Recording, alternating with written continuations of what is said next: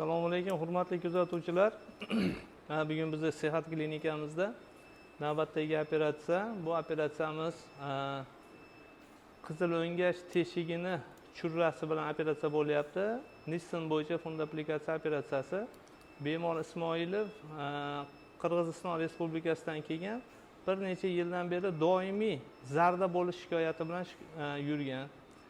Bemorga operatsiya taklif qilingan. Ba'zi bir klinikalar ochiq usulda operatsiya qilamiz deganda, bular ochiq operatsiyaga unamasdan bizning klinikaga murojaat qildi. Hozir inshaalloh operatsiyani oxirgi etapida turibmiz.